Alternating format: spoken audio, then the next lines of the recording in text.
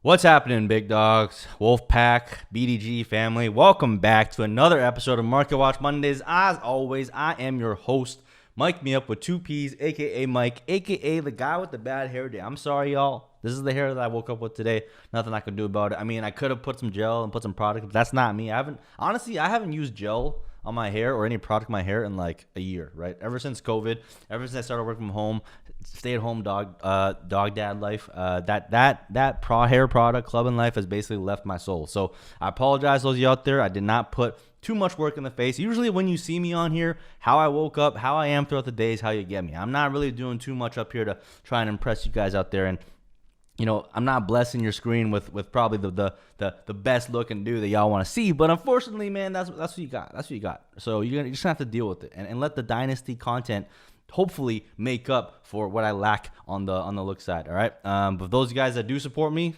thank you.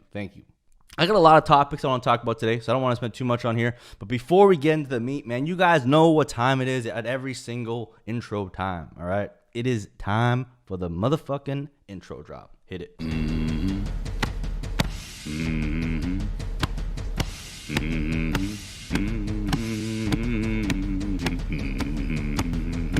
All right, so I'm recording this right now just before the Patriots game, so you're not going to get my thoughts on the actual Patriots game itself, unfortunately, so I apologize about that. Hopefully, our boy Ramondre Stevenson has a big day. I think he will with Damian Harris out there, and people are worried about the Colts' defense against running backs, but I put out a tweet earlier this week. I really don't think it's that much of a concern. If you look at who they faced like Houston twice. They faced the Jets once. They faced the Jags once. All straight booty teams, right? And then they faced the Ravens once, and they faced the Ravens and who else? Like someone else. You can check my tweet, but basically, the Bills, right? They faced the Ravens and the Bills, who basically don't have any real running backs, right? Due to like injuries and also just stinking, like Zach Moss and Devin Singletary, right? So they really haven't faced many good teams. The only good team that they stopped was King Henry and the Titans. In the second meeting with them, King Henry had an injured foot, and then in the first meeting, Henry put up like 140 yards, but on 31 touches. So I would call that stuffing Henry, right? But aside from that, like Uncle Lenny went on an absolute tear, like 150 yards rushing, like 3 touchdowns, something like that.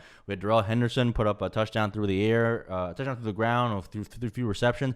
You had Elijah Mitchell put up 100 yards and a touchdown. So I really don't think Indianapolis Colts is like some stout run defense. And if Ramondre Stevenson is going in and getting 20 touches, right, I'm starting him, right? He's an automatic start for me. So I wouldn't be too worried about him. Hopefully he goes off. If he doesn't, I apologize to those of you in advance because, like I said, I'm not going to know the results. I'm recording before the game has started.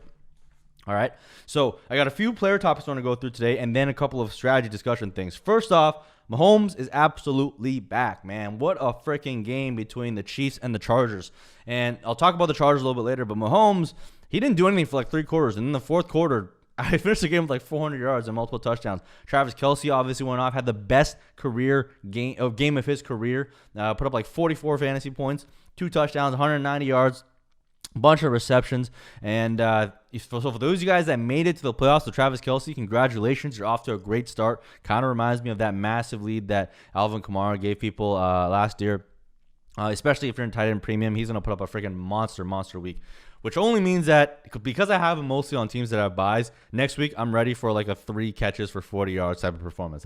That's just how fantasy goes, right? Be ready for it. But what it means is I guess Mahomes is back. I mean, he's been my Dynasty 1.01 overall for a minute now. I haven't moved him even when he was struggling because that's like when you have someone that good, like they're going to have bad games, but like he's still young, he's in his prime, there's no reason to move him. But I do have Kyler Murray up there with him. I do have Justin Herbert up there with him. Speaking of Justin Herbert, man, Brandon Staley, is that how you pronounce the name? Whatever. The Chargers head coach is quickly becoming one of my favorite head coaches in the game. Before him, my favorite head coach is probably John Harbaugh, just because of how aggressive he is with his play calling, understanding analytics, understanding when to use it, how to use it. Brandon Staley is definitely up there. You're going to get a lot of hate. You're going to see a lot of hate in mainstream media for him, right? From guys like, Terry Bradshaw and Howie Long, and I don't even know what people are surprised. These are boomers, right? They're absolutely boomers. They don't understand probability. They don't understand expected value. Like, you can't expect them to understand that. They played the game their whole lives a certain way, and now that they're in Boomerville, they're not going to change the way they think, right? So I don't expect anything from them. Got Mike Lombardi out there talking about how it was a bad decision, how every game is by itself. You have to have situational football. Like, dude, there's a reason why he's fucking unemployed, okay? Okay, there's a reason why he no longer works for any NFL teams, because he's not good. He's not smart, right? So I think what it comes down to is this. A lot of people are going to like hate on it because they don't understand the laws of conditional probability, right? What does that mean? People think that if they kicked a field goal, they would have won the game by 3. That's not how it works, right? Once you make that action, it causes a butterfly effect, down the line. All of your probabilities change, right? The reason why you go for it early on 4th downs is you have that information. Once you make that move, if you make it, you know what to do. If you don't make it, you know what to do. But if you don't do it, there's all that uncertainty in there. That's why it makes sense. It's not just the expected value of the points. That's not it. It's also just getting that early information early. And John Harbaugh in an interview really talked about that, and he understands that concept. And I love that Brandon Staley understands that concept as well. As you guys know, I'm a Patriots fan. I don't have any geographic ties to Boston, so I'm not as loyal Patriot fan as most, native Bostonians, if that's what they're called. I'm just from Toronto, and I became a Patriots fan because if you're from Canada, you're usually like you mostly got to see Patriots games or Bills games, and I certainly was not going to subject myself to the pain of Bills Mafia, although they're looking pretty damn good now with Josh Allen, but, I chose Tom Brady, so I'm allowed to have a couple of ancillary teams. And right now, it's the Ravens. I love Lamar Jackson. I love John Harbaugh. And I love the Chargers. And I love Brandon Staley. And I love Justin Herbert. The dynasty implication from this is a Justin Herbert.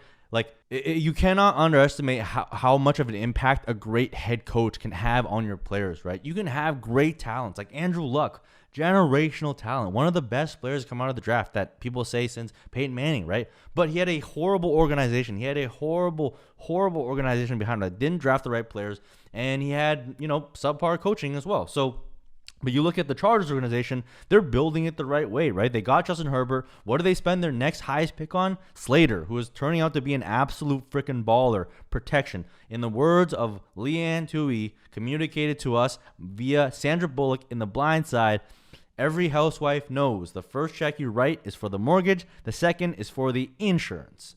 I think that's the accent that they use. I'm not good with accents, so I apologize. But they know what they're doing, right? They first got their guy in Justin Herbert, and then they're building around him, and they're protecting him so they don't end up in the same situation as Andrew Luck with multiple, broken ribs, lacerated kidneys, shoulders, neck, like all these types of injuries. They're not hopefully they don't have that, and that's why I'm super, super high on Justin Herbert. I have no issues with someone taking Justin Herbert 1.01 overall. I still have Mahomes 1.0 overall, but I have him, Kyler, and Justin Herbert in the exact same tier, right?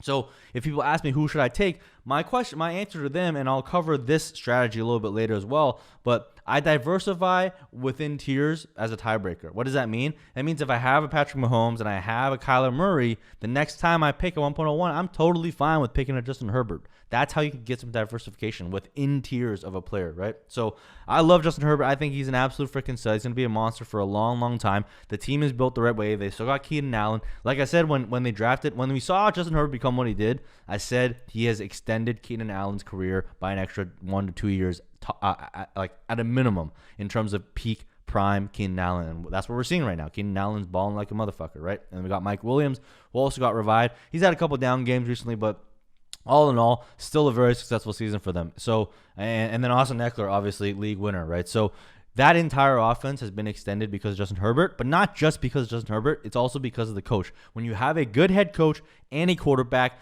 you get a beautiful, beautiful, magical thing. We see it with Patrick Mahomes and Andy Reid, and we're seeing it with Justin Herbert, and we saw it with John Harbaugh and Lamar Jackson. Like, that's the key to some of these, and Josh Allen with the Bills as well. Like, that's the key, man. Good organization, good head coach, good quarterback, or elite quarterback, right?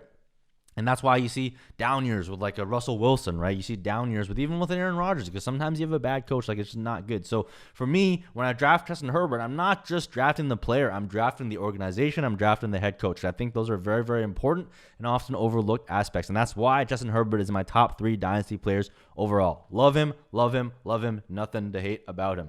Next thing I want to talk about real quick, Brandon Aiyuk resurgence, man. I was looking like an absolute freaking baboon for half the season, right? When I don't know what's going on with Kyle Shanahan and Brandon Aiyuk. From now on, when someone tells me you should draft someone because of Kyle Shanahan, I'm gonna tell them to just walk away, because that's clearly not the case. Like it's been incredibly frustrating. But since week 8, a week after he came back from the bye. It's been a tale of two seasons, right? In the first half of the season, he was barely seeing like half the snaps. He was not getting targeted. He was barely running routes. Like, it was disgusting. But in the last few games, he has 90% of the snaps since week 8, 6+ targets in all but one game, 10+ PPR points in all but 2 games. So he is slowly getting back. But more importantly, he's looking more and more like that top non-George Kittle receiving threat of that offense. Debo has regressed a bit, and part of that I think is just because of usage. Like, Elijah Mitchell's been injured, and they have no other good running backs, so they've been putting Debo back there, who is arguably the best running back in the NFL from an efficiency perspective.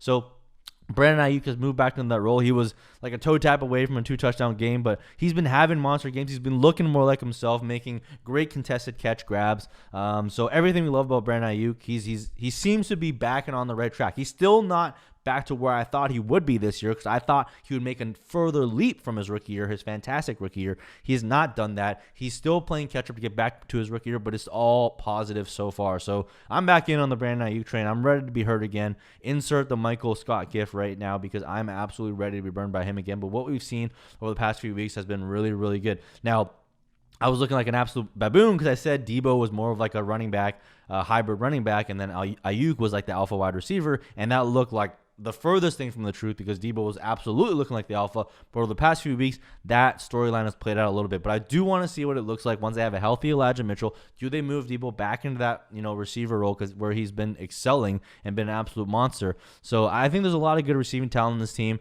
I'm excited to see what Trey Lance can do with it once he finally gets a shot. But for now, Jimmy G is still good enough for them to produce fantasy-relevant scores. So Aiyuk, for me, is back into that, borderline first-round value pick, right? Whereas before, it was like hard to even pull the trigger on him in a second, because he just was not getting used at all and was a total freaking flop. But it's been good to see him get back into that type of alpha role, all right? Because, in the past 3 weeks, like 3 games, Deebo Samuel has 1 catch per game. I need to see Deebo Samuel get back more into that receiving role, because the running back role is nice and it's fun, but without the targets, you're not going to see the same upside that you saw from Debo early on in the year. So that's one thing. The other player I want to talk about real quick is Hunter Renfrow. Hunter Renfrow, I just acquired him on my contending roster because I really needed a wide receiver. I lost Robert Woods injury. I lost freaking Calvin Ridley to mental health issues for the rest of the season. So I really needed like a third wide receiver to pair up with DK Metcalf, who's also been underperforming, and Tyreek Hill.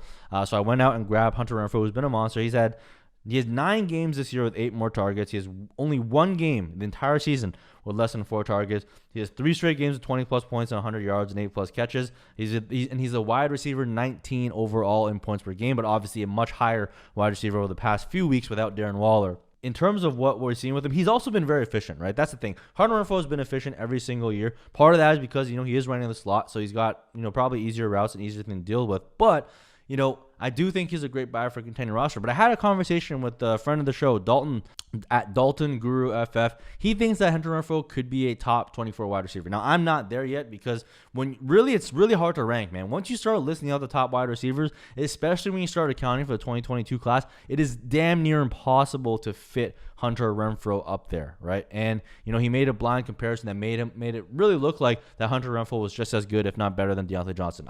I disagree with that, because Deontay Johnson runs primarily out of the perimeter and has ever since he was rookie, whereas Renfrow is mostly like a slot receiver. So if you're not in 3 wide receiver sets, you're always going to be limited on opportunity there. And obviously Darren Waller's been out for a long time. He's been injured for a lot of this year and hasn't been himself either. So, and then, we lost Henry Ruggs because he's a freaking idiot and killed someone driving drunk. So, there's a lot of stuff going on with the Raiders there that's been the perfect storm for Hunter Renfrow right now. Now, I'm not in the camp that says he didn't earn his targets. He absolutely earns the targets, and he's been efficient with them, which is why I think he's a great buy. But I wouldn't be paying like top 24 wide receiver prices. That's basically saying you'd pay a first for him. I think he's solidly in that like high-end wide receiver 3 to maybe mid-range wide receiver 3 range. And for me, I paid a second-round pick and a third-round pick in a super flex league for him, because I desperately needed a wide receiver. I think you guys should try and grab him for a second-round pick, because he is still 25 years old, right?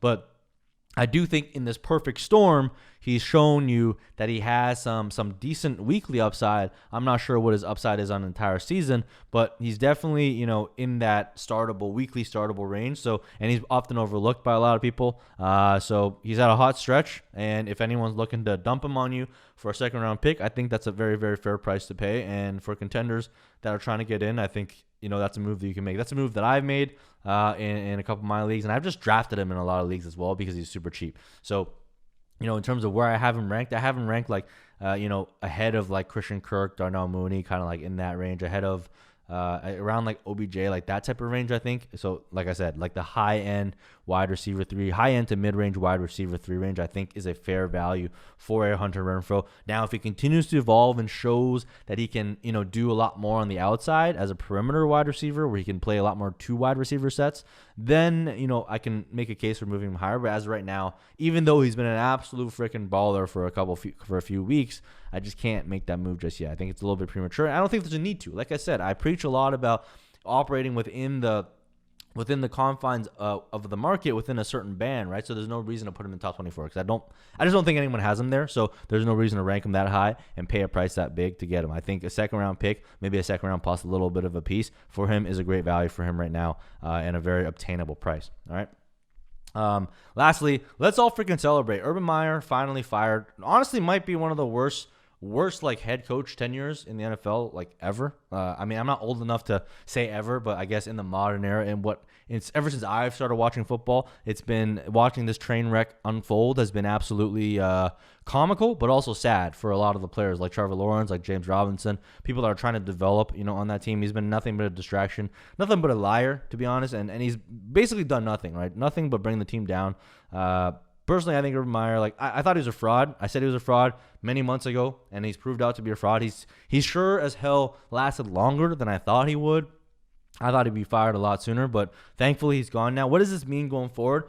Am I all high on the Jacksonville offense now? Hell no, because they still have a lot of freaking problems. But I do think this is probably good for James Robinson. Darrell Bevell established the run God is probably going to start feeding James Robinson. I mean, I think everyone other than Urban Meyer knew that James Robinson was the best running back on the team. So I would love to see what happens there, but I'm not that excited about their passing attack. I'm not excited about the offense as a whole. They're still a really, really, really bad team. But I do think getting Urban Meyer out of there is going to be good for the long haul. I wouldn't expect an immediate correction and all of a sudden you're going to find a fantasy landmine or a fantasy gold mine with the Jacksonville Jaguars. Like Laviska Shenault, he still has not shown me anything, and it's been disappointing.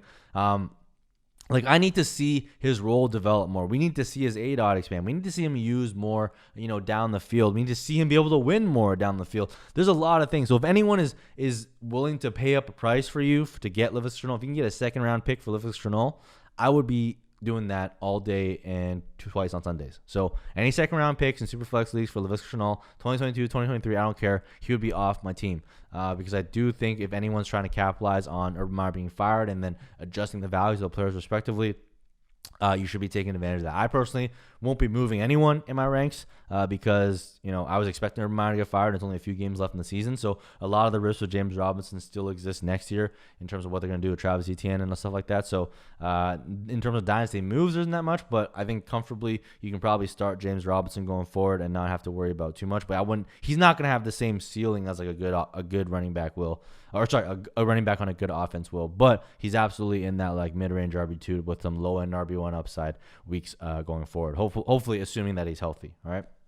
Now, the two topics I want to talk about strategy-wise today is COVID. Obviously, COVID, the Omicron, whatever the fuck it's called, the variant is coming back and it is boning everybody, every single team. The Browns had basically half their team and all their moms all got freaking COVID. Who the hell knows what's going on there? That game obviously got moved.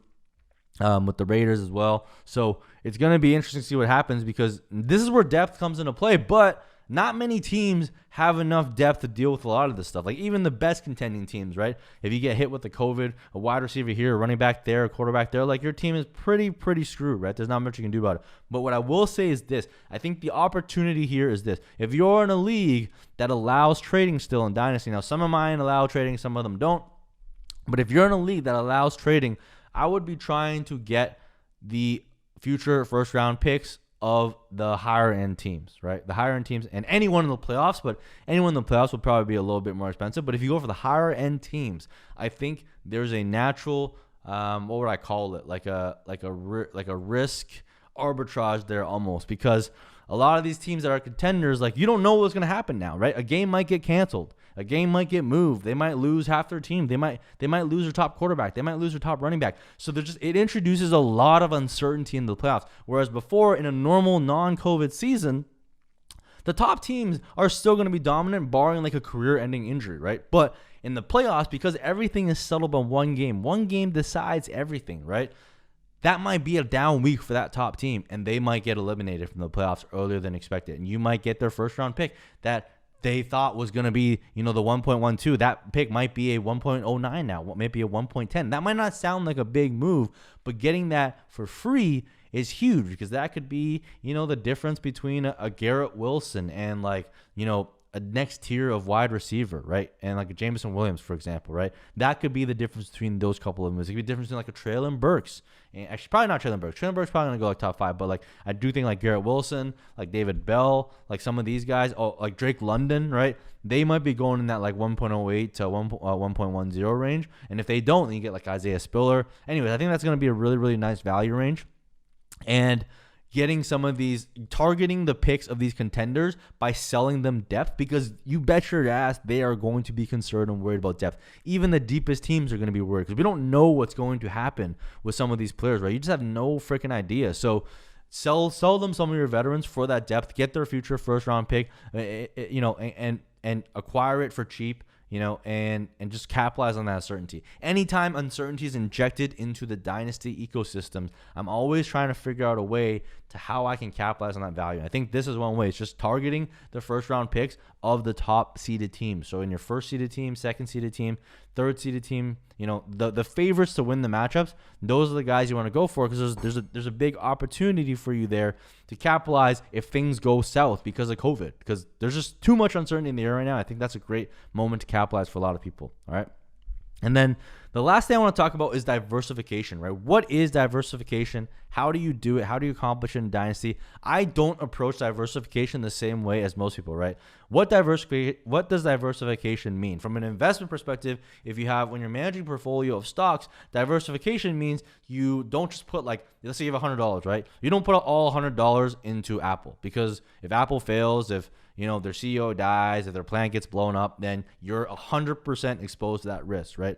But what you do is you maybe put like $10 in part of Apple, $10 in part of Facebook, $10 in like Tesla, $10 in like Nike, whatever. And that diversification helps you, it mitigates some of the risk involved with putting all your eggs in one basket, right? Similarly, in the Dynasty world, for those people like me and other degenerates out there that are playing in multiple leagues, I manage my leagues and my exposure as a portfolio. So diversification means that I don't want 100 teams. I don't want like 10 teams all with the exact same players, because if someone gets injured, then you're fucked, right? There's nothing you can do. If all your teams are the same and you have the high exposure, let's say you had CMC on all 5 of your teams, CMC got season-ending injury, you're screwed. You have Michael Thomas on your team, season-ending injury, you're screwed, right? So that's what people are talking about diversification, is trying to like spread out that risk, right? But for me, I approach diversification differently. Like, I don't purposely choose lesser players just to get diversification. I think some people take that a little bit overboard. I think diversification, I break it up into a couple of different buckets, right? One is natural diversification. What do I mean by that? Just by being in a part of multiple leagues, you're not always going to pick from the 1.01 every time, right? So when you're talking about like the top 30, top 40, maybe even top 50 dynasty players, you're going to get natural diversification just by your draft slot, right? Because if you're not, like for example, in this past year, if you're not drafting top 5, you're not getting a Justin Herbert, you're not getting a Kyler Murray, you're not getting a Patrick Mahomes, because quarterback craze was all over the place, right? So that's natural diversification for like my top players. If I get an opportunity to draft Patrick Mahomes, I'm doing it, right? If I get an opportunity to draft a Kyler Murray or Justin Herbert, I'm going to do it, because I don't get those opportunities too often, especially because I trade back a lot, right? But similarly in the second round, like, if you weren't picking from the top of the second round or top of the third round, like there's certain players that you just wouldn't get. So most of my diversification comes from drafting slot, because that just naturally tells you what access what pool of players you realistically have access to. So part of that is understanding ADPs, right? Now, where you can really, really ramp up concentration on a player is once you get to the middle to late rounds. Because once you get to late rounds, like you can reach a full 2 rounds in like the 12, 13 rounds, and that's not really a reach to me because it really doesn't matter. I don't even really believe in reaching much after the top 10 rounds, because now I'm not saying like draft a 20th round player in the 10th, because you still need to understand, the market ADP and stuff, but like reaching a full round early in the 3rd round, the 4th round, the 5th round, that's much different than reaching a full round early in the 13th or 14th round to secure a player. You're taking on much less risk to overpay in those instances than when you do early on. So if I look at diversification purposes, like my most highly concentrated players every year are players that are basically free, that are either on waivers or you're getting in like the mid to late double-digit rounds, because that's where I can reach a lot and get those players. So a big example of that is Elijah Mitchell, right? I got Elijah Mitchell because he was basically free, right? And the year before, it was Darnell Mooney. I got a lot of Darnell Mooney. Like, I don't really focus on sleepers that much. Every year, I pick like 2 or 3 guys that I really, really want to like just focus all my energy on, because if I hit big. And the year before, it was like Darnell Mooney. This year, it's Elijah Mitchell, because I can accumulate those players at like near free cost at very little risk. That's how I get concentrated players. For the most part, all my good players, I'm going to get diversification just naturally by draft slot, and just naturally because you're not going to always be able to trade for that player, because you might be in 10 leagues and they're probably only available in like less than half your leagues. And in the leagues that are available, you got to find a guy that's willing to let them go for a price that's less than what you're willing to pay, right? So there's a lot of things that have to go right in order for a trade to go off, in order for you to accumulate a high concentration of players that are in high demand, right? Like I said, I call that like the top 50 players, right? The top 50 players, it's very, very hard to accumulate, a high concentration of them, because they cost you a lot to do, and it's not always possible, because if they're a contender, they might not want to let them go. If they're a rebuilder, they might not want to let them go, because like Javonte Williams, you go out right now, you're not going to get 100% exposure to Javonte Williams, because he's going to be too freaking expensive, right? Jonathan Taylor, same thing. Like, all these top-end guys are going to be restricting to you from a diversification perspective based on draft slot and your ability to trade for them. But the lesser players, like the Elijah Mitchells, like the Darnell Mooney, you're going to be able to accumulate a lot of them. I had Darnell Mooney in, I think, 80% of my leagues his rookie year, because I felt like it was worth that dart pick, right? Now, once you get to 80%, do I want to keep holding them when they have value, right? The thing is, if you hold 80% of a free player, that's very, very low risk, right? That even if they flop, it's not going to do anything to your team, right? But as they accumulate more and more value, for example, in Elijah Mitchell's case this year, let's say you had 80% exposure to Elijah Mitchell, but now his value is closer to that of maybe a late first-round pick, right? Now you have 80% exposure in a single player. Let's say you have 8 leagues, right? That's worth 8 firsts, right? You have 8 first-round picks of value at risk, and that is a lot to have in that one player. So in that case, what I do is I think a concept called DCA in the investment world is called dollar cost averaging. Usually when you buy players, like when I'm buying like crypto, right? I don't know exactly when the market's going to bottom out or top out or whatever, right? So I do DCA. So I accumulate at different stages at different times throughout, so that I can kind of like average out the cost over a certain time period, because I don't know when they're going to bottom out. So when I think about selling a player or diversifying away from a player, diversifying into a player, I apply that same type of mentality, right? It's not really buying, but like for Elijah Mitchell, I'm going to start letting him go and trading him away at certain costs throughout his life cycle, right? So after the first couple of weeks, I would have let him go for a second round pick, right? And that might be low now, but at the time, I was de-risking a bit from that player. So maybe I started off at 80%. I trade him away in a couple of leagues. I'm down to 70% at second round pick. So I averaged out a second round value there, right? A few more weeks go by. We are where we're at now. I think now you can probably try, if he comes back healthy, right, and performs, you can probably start charging maybe like a first round pick for Elijah Mitchell, right? So then I let go of a couple more shares, right, of Elijah Mitchell at a first round pick. So now my average cost, my average sale value is somewhere between a second round pick and a first round pick. And I think that's a very fair value for someone like an Elijah Mitchell. Now, if he goes off in the fantasy playoffs and he goes on an absolute tear and people are paying first round pick plus maybe a mid first round pick or an early first round pick or a first round pick plus a second round pick, I'm going to let go of a couple more shares of Elijah Mitchell. And then that average of what I'm selling at is going to keep coming up to maybe a first round pick, right? And then if you look at it over the lifetime, I would have realized an average value of a first-round pick of Elijah Mitchell, and I would still keep a couple of them on my team just in case he's that next stud that jumps into like the second round of startup picks, right? Just in case he's that next monster that everyone's looking for, the next Kyle Shanahan running back, the next stud running back one, right? Then you hold a couple of him, right? And that's really how I think about diversifying out of a player, right? So there's diversification in, which is, just natural through limitations of trading, through draft slot, etc.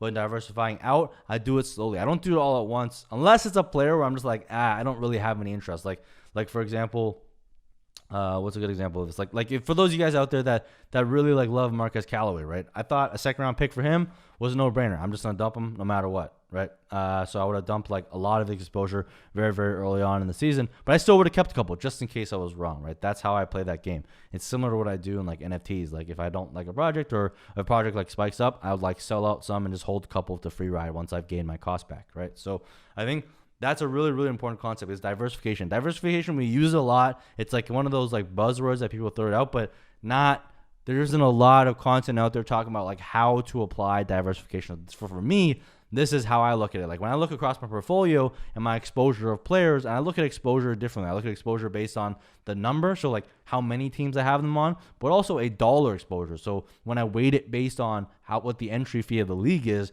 that also matters, because if you think about it, one share of a player in a $500 entry league is technically worth 10 times more than one share of that same player in a $50 entry league, because you're way more exposed from a financial perspective.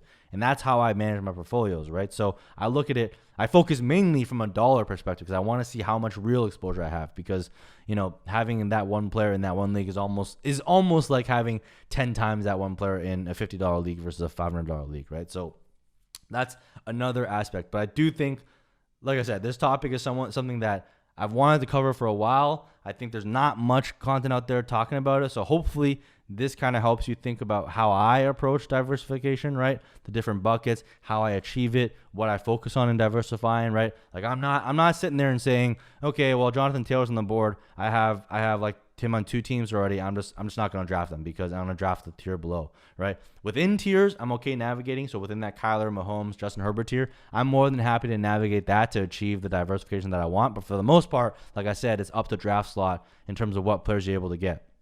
So the diversification really matters in players that you can actually accumulate a high concentration in, which is mostly in a lot cheaper players. Like James Robinson was a great example. I had a lot of James Robinson in his rookie year because he was essentially free. I picked him up in all leagues I could. And throughout his entire life cycle, even as the biggest James Robinson fan around, right, I traded him away at certain points. I didn't trade him away for seconds. I think I treat running backs a little bit differently, especially someone that was as good as James Robinson. I think Elijah Mitchell isn't necessarily on that same field yet, but I traded maybe like a few shares away for a second-round pick just because, in case I was totally wrong. But for the most part, I held up for the first-round pick. And as big of a fan as James Robinson as I was still diversifying away for first-round picks all the way, throughout the season and throughout the offseason as well, before Travis Etienne was drafted, just in case that did happen. So I think it's important when you accumulate high concentration in a player to diversify away at different stages of their value accrual, and especially if they're accruing more and more value. Because if you think about your portfolio as like a total basket of value, right? Let's say you exchange every single player into their equivalent in like first round rookie picks, right? When you first start with the 80% concentration of a player like a James Robinson, right? They maybe make up like less than 2% of your total portfolio value in terms of the amount of equivalent rookie first, because they weren't worth anything when you first got them. They're basically free, probably less than 1%, right? But as they get value, as they get more valuable, as he became a stud running back, as he performed the way as he did as a rookie, then if you had like 80% exposure to James Robinson across 10 leagues, like I said, you probably had like 8 first-round picks of value in that player, and that maybe represents like 10% of your total portfolio value when you convert it to rookie first equivalents, right? So when you get to that stage, you want to diversify a little bit away from that player because you don't want anyone having that much of an impact on whether or not you win out the next season. And you don't want that much value exposure because, like we saw what happened when they drafted Travis Etienne, his value plummeted, right? So similarly here with Elijah Mitchell, like you don't want that much exposure, because if they do draft someone, if they bring in a free agent, his value is going to crater, or if he just isn't as good next year, he's going to have a massive, massive impact on your team. So I think it's important to diversify away. Once you consider the value of that player relative to your entire basket of players, your entire basket of teams, your entire basket value of securities, which in this case are the players themselves, right? So that's really the framework with which I think about diversification. So even though I didn't invest a lot in that player, that doesn't matter to me. Like, what matters to me is what they're worth today and how much my portfolio exposure is to that particular player in the world today, in the current environment, based on their current value. Because that's really what it is. If you can sell them for that much, that's how much they're worth. It no longer matters how much you paid for them. Like, I think that's a big problem with players in Dynasty, is the anchoring bias where, like, oh, I paid. It works both ways, right? It's like, oh, I didn't pay much for him, so I can sell him for cheaper, right? Or, oh, I paid a lot for him, so I can't sell it for cheap. Those are all like data points in the past. They don't matter anymore. It doesn't matter how much you paid for a guy in terms of how much you're trying to trade him away for today. That should not be a big deciding factor or a big influence, right? It doesn't matter if I got someone for free, but if they're worth a first today, they're worth a first today. I don't care if someone else paid a second for them. It's still worth a first today. Just because I paid less doesn't mean I need to sell them for less. And I think that's the mentality you have to have when you're approaching Dynasty as well. So as you approach diversification, as you approach Dynasty, hopefully this framework helps you think about things and helps you act on certain players in the space and how to move forward. All right, so that's all I got for you guys today. If you guys enjoyed, make sure you head on down, hit the thumbs up, hit the subscribe button. It helps me more than you know. As always, make sure you check out the Wolfpack Patreon. We are going strong in there. I'm constantly in there. We're actually talking a lot more crypto these days because I am in a lot of NFTs. I'm a degenerate gambler, so I don't really give investment advice there. I just talk about things I think are cool. So if you guys are into that, make sure you hop on as an Alpha League member. You'll get access to that channel to talk about.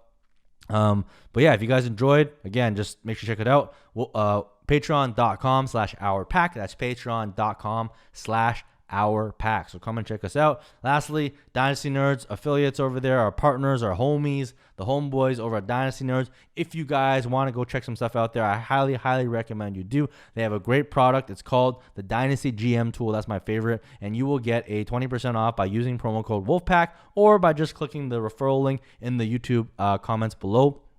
Or not the comments, in the YouTube description below. You'll find it there. Head on over there. You can get 20% off everything, whether it's a Nerd Herd membership, subscription, whatever. But my favorite thing over there is the Dynasty GM tool. It really helps you organize all of your Dynasty leagues into one spot. It tells you if you're a contender, if you're a rebuilder. It helps you form a basis for where you can start targeting players and forming trades across your leagues and just really helping you with that portfolio management perspective, because it really shows you your portfolio and your exposure across various leagues. So it's a great place to start. I'm a big fan of it, and I've loved Dynasty Nerds ever since I started in the Dynasty space. So make sure you guys go on over there and check that out. And then the last thing is I posted this in my Wolfpack Patreon, but I'm starting to take like some video submissions for people that are potentially interested in trying to join the BDG team and create Dynasty content with me. It's going to be, I'm looking for 5 to 10 minute video submissions.